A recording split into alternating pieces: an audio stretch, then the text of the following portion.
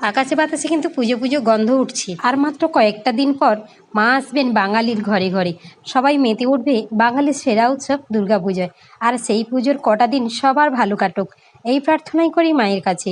আর সেই দুর্গাপূজা স্পেশাল খাজা রেসিপি আমি আপনাদের কাছে শেয়ার করব। পুজোয় এই খাজা বানিয়ে বাড়ি ও আত্মীয় পরিজনদের সবার মন জিতে নিন। এটা বানানো এতটাই সহজ যে একবার দেখবে সেই কিন্তু বানাতে পারবে।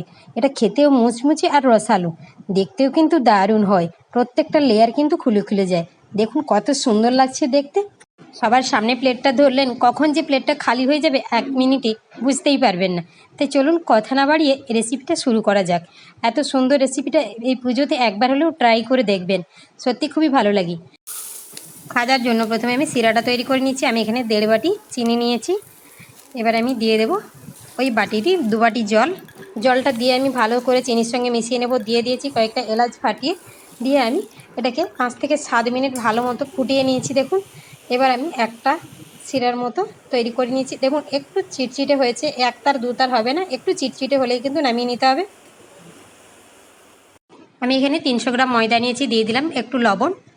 লবণটাকে আমি শুকনো হাতে মিশিয়ে নিয়েছি। এবার আমি দিয়ে দিলাম সাদা তেল, 2 টেবিল চামচ সাদা তেল দিয়েছি। সব কিছুকে আমি খুব ভালো করে মিশিয়ে নেব। এখানে সাদা তেলের পরিমাণটা খুব বেশি দেওয়ার দরকার নেই, আপনারা চাইলে এখানে 1 টেবিল চামচ ঘি দিয়েও এটা বানাতে পারেন। সব কিছুকে খুব ভালো করে মিশিয়ে নিতে, এইভাবে ডলে ডলে মেখে নিতে হবে। দেখুন এভাবে মুট করলে যেন ডোলাটা ভেঙে যায়, এমনভাবেই কিন্তু মাখতে হবে। আমি নর্মাল জল দিয়ে একটা ডো তৈরি করে নেব। এটা কিন্তু রুটি বা লুচির মতো একটু নরম ডো হবে না, একটু শক্ত হবে। ডোটাকে আমি তৈরি করে নিয়েছি। এটাকে ভালো করে ঠেসে ঠেসে মেখে নিতে হবে।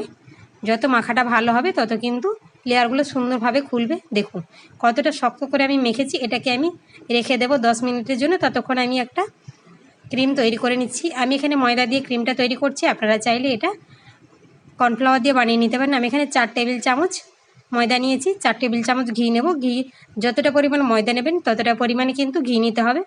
দিয়ে সব কিছুকে খুব ভালো করে মিশিয়ে একটা ক্রিম তৈরি করে নিতে হবে। এটা কিন্তু খুব ঘন করা যাবে না, আর খুব বেশি পাতলা করাও যাবে না। আমি দেখাচ্ছি কীভাবে তৈরি করে নিয়েছি আমি। দেখুন এটাকে খুব ভালো করে মিশিয়ে নিতে হবে, একটু যেন দানা দানা ভাব না থাকে, এই রকমই একটা ক্রিম তৈরি করে নিতে হবে। এবার আমি লেচিগুলোকে কেটে নিচ্ছি। আমি এখানে একটু বেশি করে বানাবো, সেই জন্য আমার একটু লেচিটা বেশি হবে। আপনারা যেমন বানাবেন সেই পরিমাণে নেবেন। এবার একটু ময়দা নিয়ে আমি এটাকে ভালো করে বেলে নেব। এটাকে যতটা পারা যায় পাতলা করে বেলে নিতে হবে, রুটির থেকেও কিন্তু বেশি করে পাতলা করতে হবে এটাকে। আমি এইভাবে সবগুলোকে বেলে নেব এক এক করে। শুকনো ময়দা দিয়ে বেলে নেবেন, তাহলে খুব সহজেই বেলা হয়ে যাবে। এভাবে করে আমি বেলে নিচ্ছি। দেখুন আমি একটাকে বেলে নিচ্ছি, সবগুলোকে বেলে নেব। এবার আমি সবগুলোকে বেলে নিয়েছি। একটা রুটির ওপর আমি যে ক্রিমটা তৈরি করেছিলাম সেই ক্রিমটাকে এইভাবে লাগিয়ে নিচ্ছি, কোথাও যেন বাদ না যায়, পুরোটাই কিন্তু লাগিয়ে নিতে হবে। ওপর থেকে আমি একটু ময়দা ছিটিয়ে নিয়েছি। এবার আমি আরেকটা রুটিকে এইভাবে ওপর থেকে দিয়ে দিলাম, দিয়ে সমান করে নিয়েছি। আবারও একইভাবে ক্রিমটাকে আমি পুরোটাই লাগিয়ে নিলাম। আপনারা 5টা কিংবা 7টা যেমন খুশি পারেন সেরকমভাবে রুটি দিয়ে বানিয়ে নিতে পারেন। আমি এখানে 7টা রুটি পরপর এইভাবে করে লাগিয়ে নিচ্ছি। আবার উপর থেকে একটু ময়দা ছিটিয়ে নিয়েছি, তার উপর থেকে আবার একটা রুটি নিয়েছি, একইভাবে তার উপরে আমি ক্রিম লাগিয়ে নিচ্ছি। এক এক করে আমি কিন্তু এভাবে 7টা রুটিকে লাগিয়ে নেব। পুরো ভিডিওটা দেখাতে গেলে অনেকটাই কিন্তু বড় হয়ে যাবে, সেই জন্য আমি শেষেরটা দেখালাম, তারপরে আর দেখালাম না মাঝখানে কয়েকটা। উপর থেকে আমি আবারও ক্রিমটা লাগিয়ে নিচ্ছি।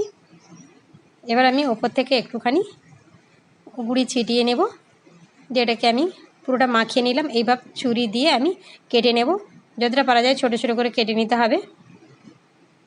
এভাবে করে আমি ছোটো ছোটো করে কেটে নিচ্ছি। এইভাবে খাজাটা বানালে সত্যি খুব সুন্দর হয়, প্রত্যেকটা লেয়ার একদম মুচমুচে, আর দেখতেও যেমন সুন্দর হয় খেতেও কিন্তু সত্যি খুবই লোভনীয় হয়ে থাকে এই খাজাটা। দোকানে যে আমরা খাজা কিনে খাই তার থেকে কিন্তু এটা অনেক অনেক ভালো। আমি সবার কাছে বলবো এই পুজোতে একবার হলে আপনারা এই রেসিপিটা ট্রাই করবেন। এবার আমি মাঝখান থেকে একটাকে এইভাবে গুঁড়িয়ে নিচ্ছি, 2 সাইড থেকে বেরিয়ে গেলে সেটাকে একটু হাত দিয়ে এইভাবে চেপে দেবেন, দিয়ে এটাকে গুঁড়িয়ে নিচ্ছি। দেখুন জাস্ট পেছনের যে অংশটাকে সেটাকে পেছনে নিয়ে নিয়েছি, দিয়ে একটু চেপে নিয়েছি হাত দিয়ে। এইভাবে পেছনের দিকে গুঁজে দিলে, দিয়ে একটু এইভাবে করে তুলে নিয়ে আবার চেপে দিলেই সুন্দর একটা শেপ হয়ে যাবে, আর কোনোভাবে খুলবে না। একটা আমি তৈরি করে নিয়েছি, আবার একটাকে তৈরি করে দেখাচ্ছি আমি। এভাবে করে রাউন্ড করে নিতে হবে, আর সাইড থেকে বেরিয়ে গেলে সেটাকে একটু হাত দিয়ে মুড়ে নেবেন। এবারে পেছনের অংশটাকে, এই অংশটাকে পেছনে আমি নিয়ে নিয়েছি, দিয়ে চেপে দিয়েছি, দিয়ে একটু করে তুলে নিয়েছি। দেখুন তুলে তারপর সেটাকে মুড়ে আবারও ঢুকিয়ে এভাবে চেপে নিলাম। দেখুন সুন্দর হয়ে গেছে। এবার আমি বেলে নিচ্ছি একটা। এটাকে কিন্তু খুব বেশি পাতলা বা খুব বেশি মোটা রাখা যাবে না, আর খুব বেশি চেপে চেপে বেলতে যাবে না, তাহলে কিন্তু লেয়ারগুলো খুলবে না। হালকা হাতে এটাকে বেলে নিতে হবে। দেখাচ্ছি আমি কিভাবে বেলেছি, কতটা মোটা রেখেছি দেখুন। এইভাবে মোটা রাখতে হবে, তবে কিন্তু প্রত্যেকটা লেয়ার সুন্দরভাবে খুলবে। আমি এইভাবে করে পরপর সবগুলোকে বেলে নেব। আবার একটা আমি বেলে দেখাচ্ছি আপনাদের। এইভাবে করে বেলতে হবে, আলতো হাতে বেলতে হবে। এটাকে কিন্তু খুব জোর চাপ দিয়ে বেলা যাবে না। আর এটাকে বেলার পর খুব বেশি সময় রাখবেন না, বেলে নেওয়ার কিছু সময় পর কিন্তু ভেজে নিতে হবে। দেখুন একইভাবে আমি সবগুলোকে বেলে নিচ্ছি। এদিকে কড়াইটা আমি বসিয়ে দিয়েছি, কড়াইতে আমি তেল দিয়ে দিলাম। এটা ভাজার জন্য কিন্তু খুব বেশি তেলের প্রয়োজন হবে না। এটাকে খুব ডুবো তেলে ভাজতে যাবেন না, তাহলে প্রত্যেকটা লেয়ারের ভেতরে তেল থেকে যাবে। আর এটা কিন্তু খুব বেশি গরম করে দেবেন না। দেখুন আমি দিয়েছি, কেমন গরম আছে বুঝতেই পারছেন। হালকা একটু বুদবুদ উঠছে, এই সময় কিন্তু দিয়ে দিতে হবে, তবেই কিন্তু লেয়ারগুলো খুলবে। আর এটাকে খুব হাই হিট দিয়ে ভাজলে কিন্তু একটাও লেয়ার খুলবে না, উপর থেকে ভেতরটাও ভাজা হবে না, পুড়ে যাবে। তাই বলছি আঁচটাকে কিন্তু ধরতে হবে খুব ভালো করে, একদম লো হিটে এটাকে ভাজতে হবে। দেখুন হালকা আঁচ দিয়ে ধীরে ধীরে এটাকে ভাজতে হবে, তবে কিন্তু একদম মুচমুচে হবে আর প্রত্যেকটা লেয়ার সুন্দরভাবে খুলে যাবে। দেখুন কত সুন্দরভাবে লেয়ারগুলো খুলছে। দেখাচ্ছি আমি কত সুন্দরভাবে লেয়ারগুলো আপনাদের খুলে যাচ্ছে একটা একটা করে। দেখুন এটা উল্টে দিচ্ছি, দেখুন লেয়ারগুলো কত খুলেছে সুন্দরভাবে। এটা কিন্তু দেখতেও দারুণ লাগছে। আমি আবারও একটা সাইড থেকে দিয়ে দিয়েছি। এ দুটো আমার প্রায় হয়ে এসেছে। আর এগুলো কিন্তু খুব বেশি লাল করে ভাজতে যাবেন না। দেখুন লেয়ারটা এরই মধ্যে খুলে খুলে যাচ্ছে। এগুলো একটু সাদা সাদাই হয় দেখতে, কিন্তু সাদা সাদাই হয়। সে দুটো আমার হয়ে গেছে। প্রথমে যে দুটো আমি দিয়েছিলাম, আর কাঁটা চামচ দিয়ে এইভাবে একটু চেপে চেপে দিলে সুন্দরভাবে লেয়ারগুলো খুলে যাবে।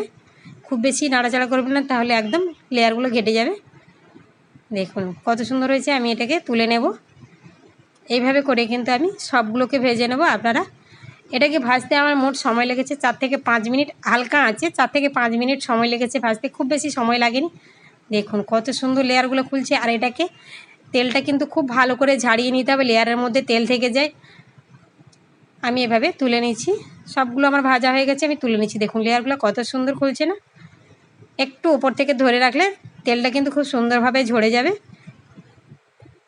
আর এটার মধ্যে কিন্তু সঙ্গে সঙ্গে রস দেওয়ার দরকার নেই, একটু হালকা গরম থাকতে থাকতে রসটা দিয়ে দেবেন।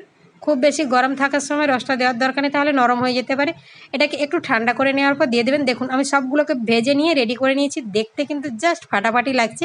এবার আমি উপর থেকে রসটাকে একটু ছড়িয়ে দিচ্ছি এইভাবে। এটার মধ্যে কিন্তু খুব বেশি রস দেওয়ার দরকার নেই বা রসের মধ্যে ডুবিয়ে রাখার দরকার নেই। ওপর থেকে একটুখানি করে রস দিলেই কিন্তু এটা খেতে দারুণ লাগে। একবার হলে এই রেসিপিটা ট্রাই করে দেখবেন। ভিডিওটা ভালো লাগলে লাইক কমেন্ট শেয়ার করতে ভুলবেন না। দেখা হবে পরের ভিডিওতে। ততক্ষণ সবাই ভালো থাকুন, সুস্থ থাকুন।